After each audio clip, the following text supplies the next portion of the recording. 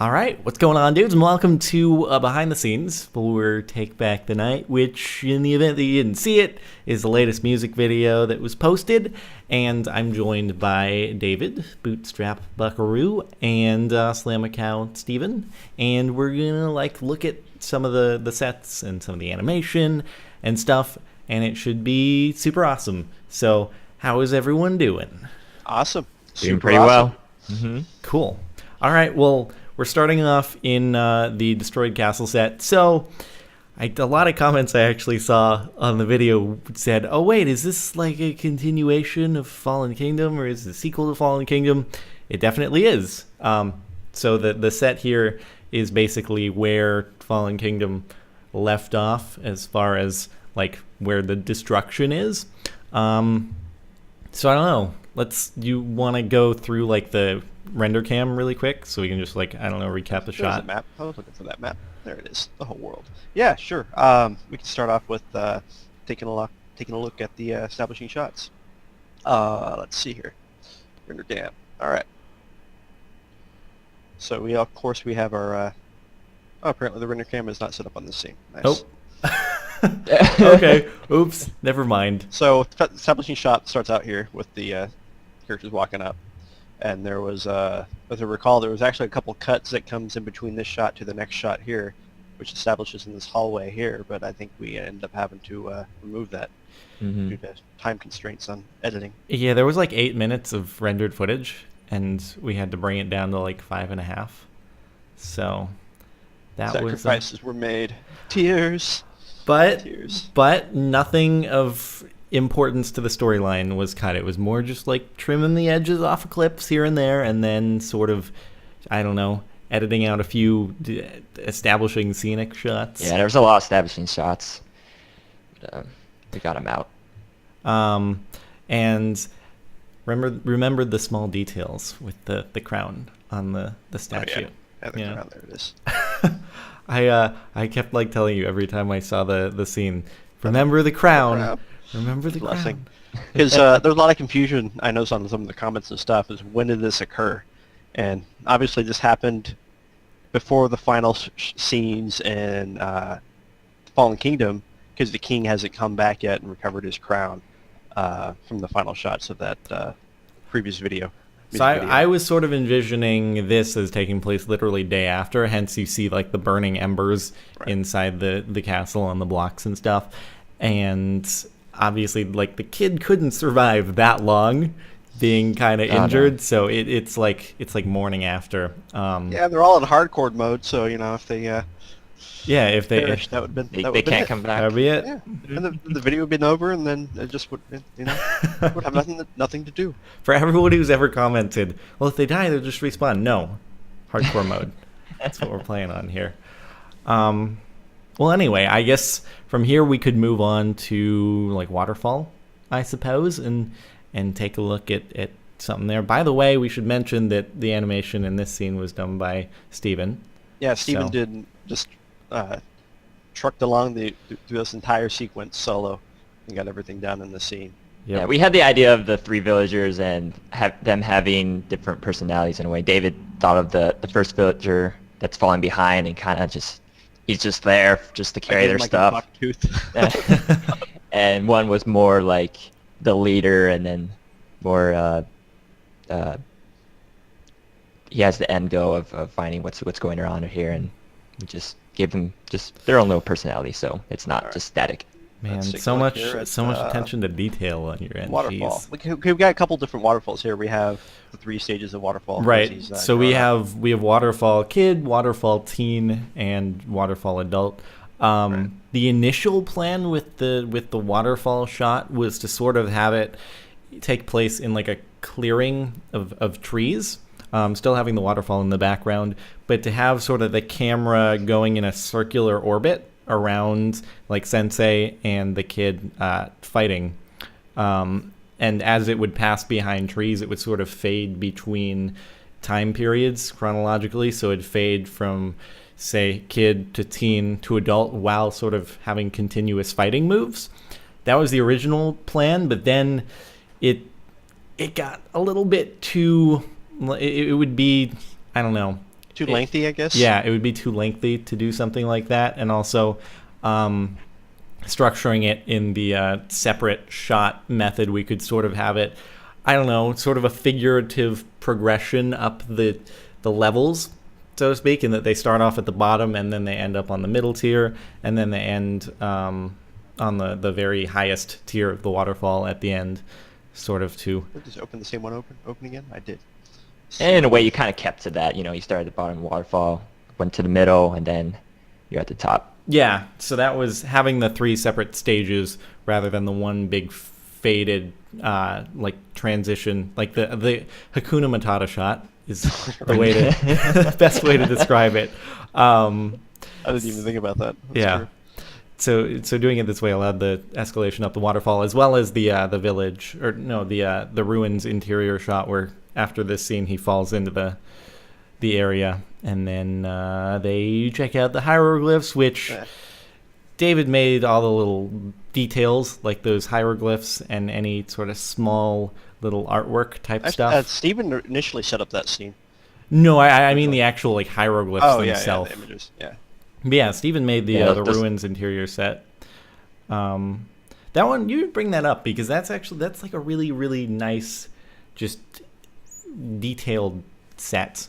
By the way, the waterfall set was made by the Fire UK server dudes. They actually made the waterfall and the Herobrine's Castle, job. which fabulous. They did a really good job. You go like closer up on the hieroglyphs, yeah. Yeah, those are so cool. The prophecy.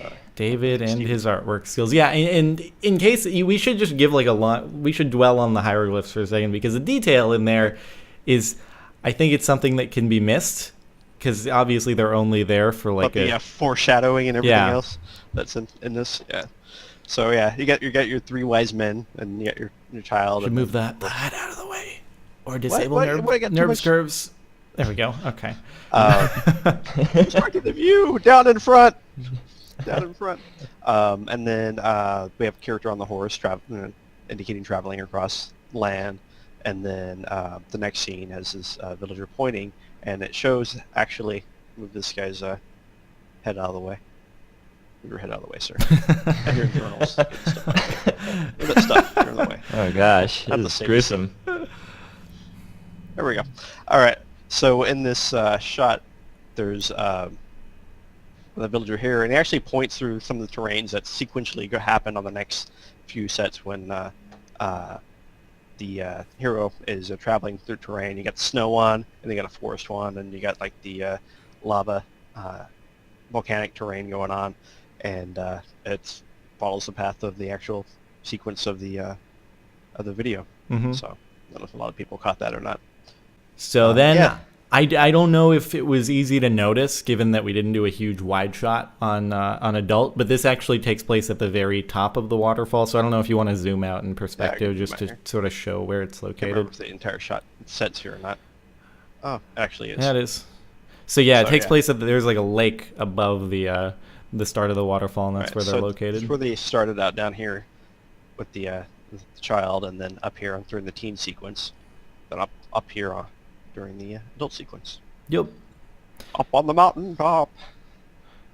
So that's basically that the whole transition. Yeah, and Jordan actually plowed through all these sequences. Yeah. All the waterfall sequences. Jordan animated all those. I tried. Yeah, you succeeded. Oh, thank you. So what we got.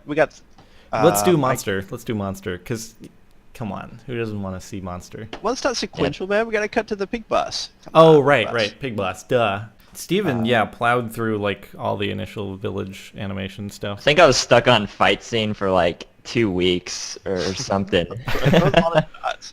I had a couple. I started work on these. I did a couple villagers being animated, but they're designed to be background animations, and I had other tasks to do, so I wasn't able to continue it. And then Steven hopped up on board and took care of all the fight sequences all the way up to Pig Boss, I believe.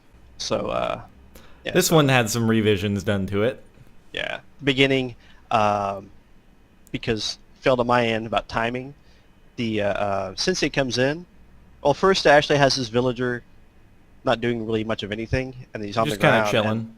And then Sensei comes in and helps him off the ground, and then there's this timing issue between how long the Sensei's there before the pig boss actually shows up. And so after he shows up, they're just kind of characters just kind of standing there for a second, do do do do do, and then suddenly pig boss starts waving his ball and chain around. But Obsidian ball chain. Do you want to show how the ball and chain works? Because it's pretty cool. it's just a spline curve. Here we go. So it's kind of a funky chained IK system here, where trying to get a snap on or something. No. So yeah, it's just I can place the ball manually wherever I want the ball, and the chain follows suit. So lovely. Woo! So wherever he moves his arm, the only thing you have to watch, just if you catch a couple scenes, a couple sequences where actually the chain disconnects from the ball in a couple shots, and if you look closely in the video, you can find them. Basically, you just have to make sure that the ball is placed in such a way that the chain will always be sort Right. of following it at the end. Ah, there Pig was- Boss C. And there's a section right here that was going to be in that ended up getting cut before he throws his sword. Time constraints. So and some of the folks that were watching a stream that I was doing on Twitch might notice some similarities, if they recall, of this fight sequence here to a stream I was doing. The reason why was I was doing a character from Dig But Live animated in this as a placeholder, and then once that was done, so I can stream an animation that actually wasn't technically for Dig But Live, taking that animation, reskinning the characters, and whoop, pop them in here. So it was kind of a incognito mode of doing animation for the Fallen Kingdom, or the Take Back the Night. That little mini zombie pig man. It worked quite well. And then I think the coolest thing of all is this. Because initially it was just going to be like he stabs him or something like that, or cuts off his Yeah. arm. But this is like the best. The best. Well, the thing is, too, we had this portal, and it's like, okay, it's nice to have the portal. Explains how the pigmen are in the scene, but we don't really do anything with it. Yeah. And then eventually came up with the concept to, we can use that against the pig boss. It's a good way to get rid of it too. No Yeah. more coming in. So this character actually was something I tried to do about a year or 2 years ago for another related video, and it never got executed. And I kind of always wanted to bring back the giant behemoth kind of character in the sequence. So this gave me the opportunity to do it again. Why I was so adamant about putting this character in. I think it was definitely necessary. So yeah, this scene was intensive with the field effects, with all the fire and stuff like that. The fire NATO going on, and then also a water displacement effect here when he runs across the lake. Oh, it's laggy, get the fire NATO. And Steven did a horse run template, just Yeah, and we ended up experimenting. using it. It's been like you see it everywhere in this shirt. But It's like, did you ah! actually like edit it for the trotting through the water? Was that the? A little bit, yeah.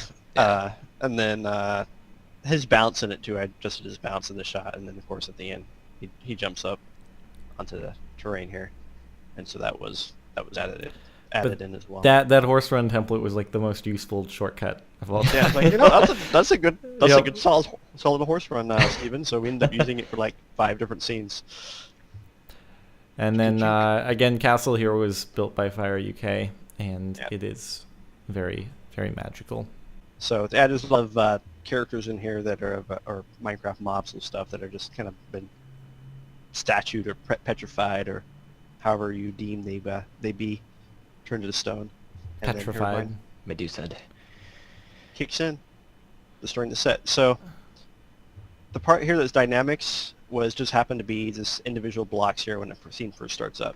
Everything else in the scene ended up being manual, mainly because I didn't want to spend a bunch of time recaching dynamics, because there's stuff going all over the place.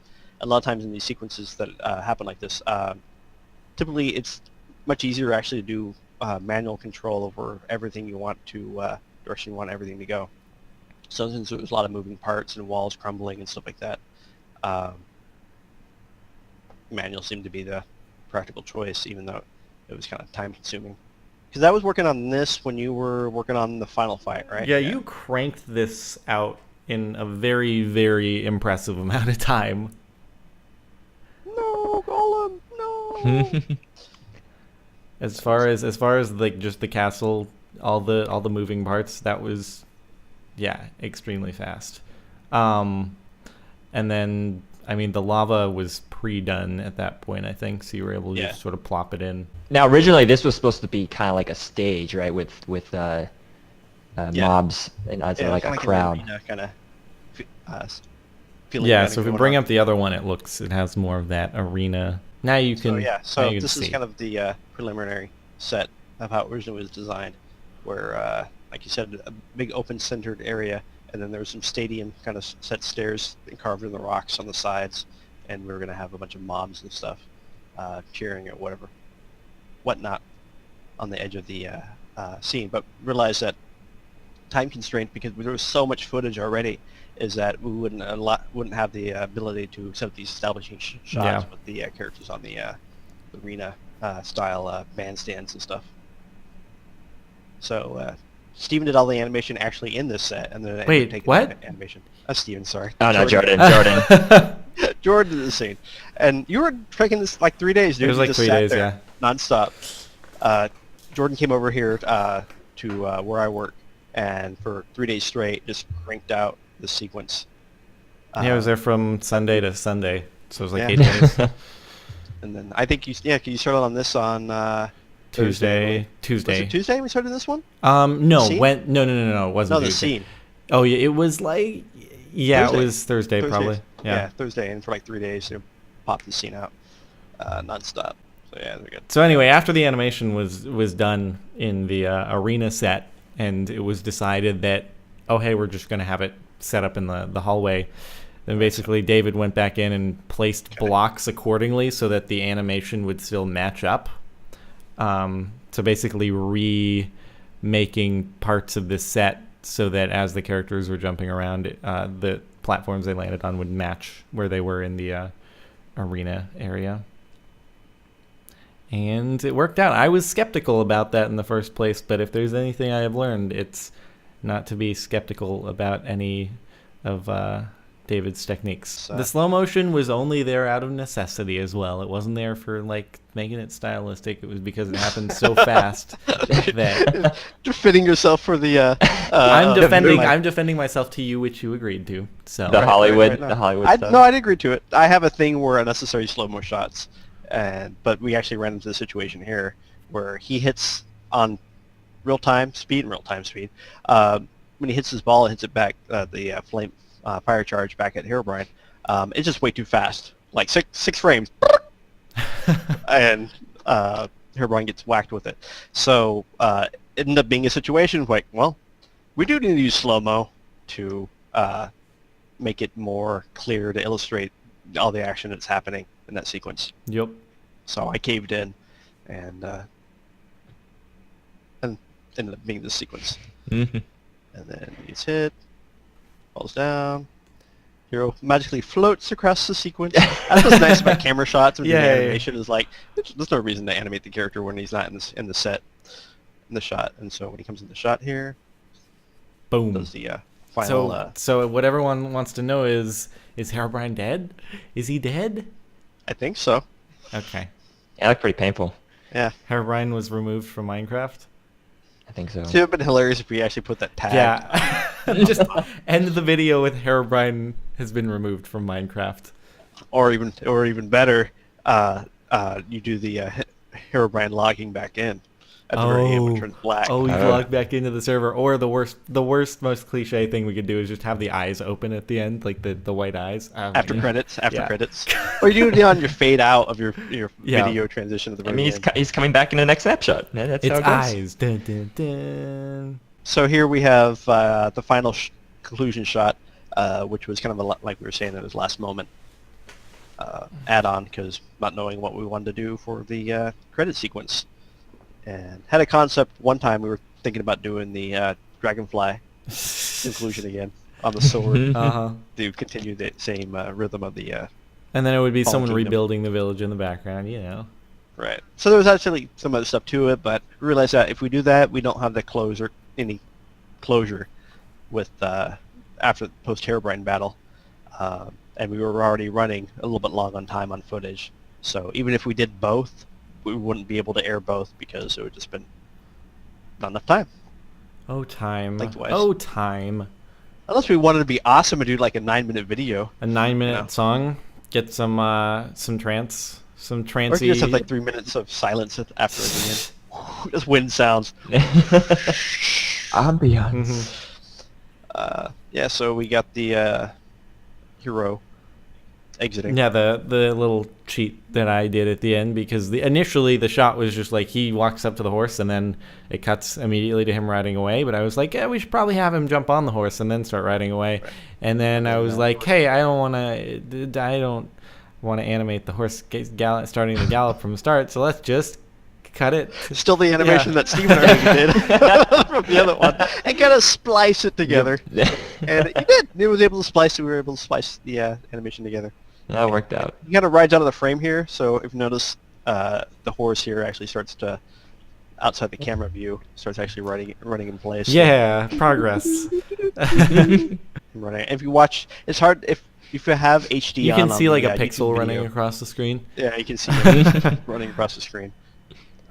Otherwise, it's pretty hard to locate, thanks to YouTube's wonderful compression quality. You have a good cheat for that though. Yeah, it works pretty good. I actually kind of mentioned it to other people, and was like, "Oh, that's awesome!" Uh-huh. So, All right. yeah, Well, I guess that was a little bit of behind the scenes. There is more like physical stuff, I guess, as far as the server rack that was used to render, which that thing was going like 24/7 for. actually, on the crunch time here at the office, especially that weekend, any machine that nobody's working on turns into a render machine. Yeah. So we can run around any idle machines, flip the switches on, and they magically turn to renderers. All So on deck. As soon as everybody goes home, we're all dedicated to sending out, rendering out these images. Because this was first one that was full 1080, rendered out at 1080. Yep. Yep. Lots of cores Yep. doing work. That still baffles me, just the image sizes themselves. Yeah. How much more space they are. How much more space they take up. Lots Much more quicker. pixels. More pixels, foo. Well, I guess I guess that's behind the scenes. So, thanks for watching. If you want to watch the original music video, you can totally do that. David and Steven have channels. Well, David technically has like a couple channels, I guess, but Dig Build Live is probably the channel that you should look at and stuff. Alternatively, you can look at Bootstrap Buckaroo. Steven Slamacow has a channel, Slamacow Creations, and you can totally like check him out, and you should, because Minecraft animations You are pretty will. sweet. You will do it. Will. I demands it. All right. If you want. Well, thanks for watching, everyone, and you should give David and Steven a big round of applause for all the work that they put into this. So, anyway, that's that. We'll see you next time.